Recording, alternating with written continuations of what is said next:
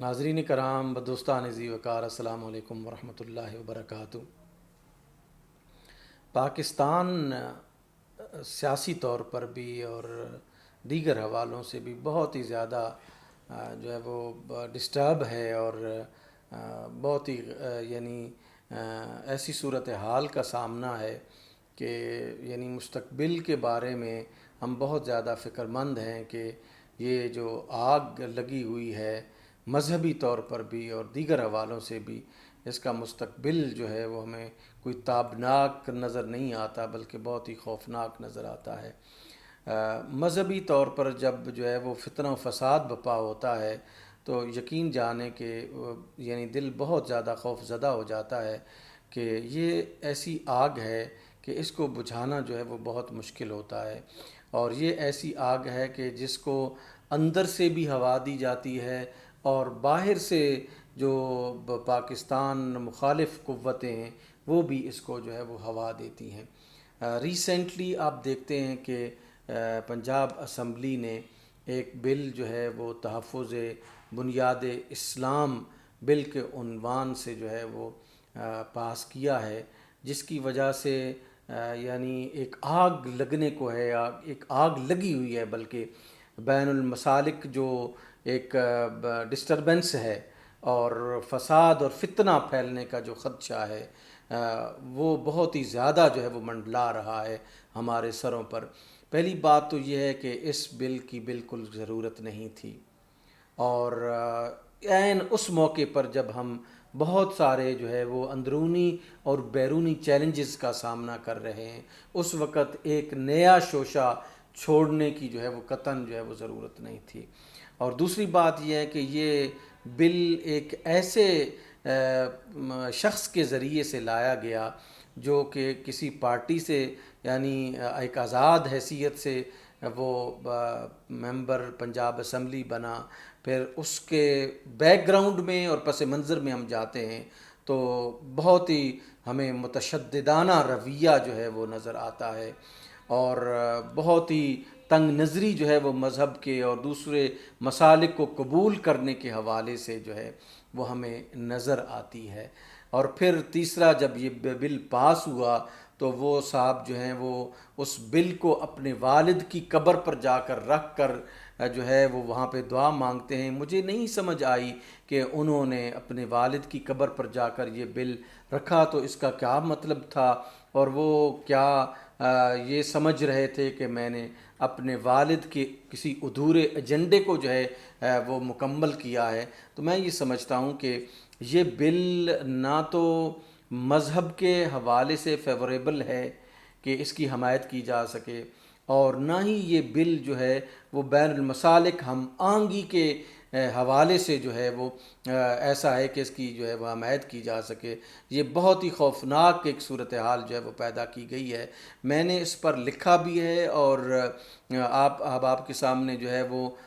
یہ خدمت میں عرض بھی کر رہا ہوں کہ ہمیں فرقہ وارانہ تشدد کی طرف جو ہے وہ نہیں جانا چاہیے۔ پاکستان اس کا متحمل جو ہے وہ نہیں ہو سکتا۔ اگر ہم دیکھتے ہیں کہیں کہ کسی شخصیت کا کوئی حق مارتا ہوا نظر آئے، رسول اللہ صلی اللہ علیہ وآلہ وسلم، قرآن ہے، صحابہ کرام ہیں، اہل بیت اطہار ہیں، ان کی کسی سطح پر بھی ہمیں کوئی توہین نظر آئے، معاذ اللہ، اللہ ہم میں سے کسی کو توفیق نہ دے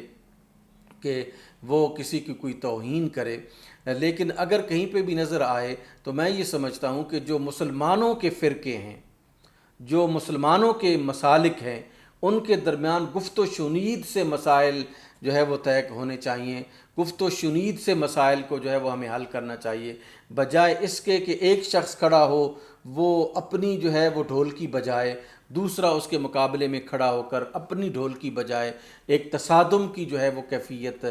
بن جائے۔ یہ بالکل جو ہے وہ درست نہیں ہے، اور میں یہ سمجھتا ہوں کہ گورنر پنجاب نے اس بل پر اعتراض لگا کر واپس جو بھیجا ہے وہ بہت ہی اچھا کیا ہے۔ وزیر اعظم پاکستان نے جو اس بل کے حوالے سے اپنے تحفظات کا بھی اظہار کیا ہے، اور ایک ہم آہنگی کی فضا قائم کرنے کے لیے جو ہے وہ بیان دیا ہے، وہ بہت ہی اچھا ہے۔ دیکھیے ہم آج تک دونوں طرف سے، شیعہ اور سنی دونوں طرف سے جو ہے وہ قتل و غارت ہوئی ہے،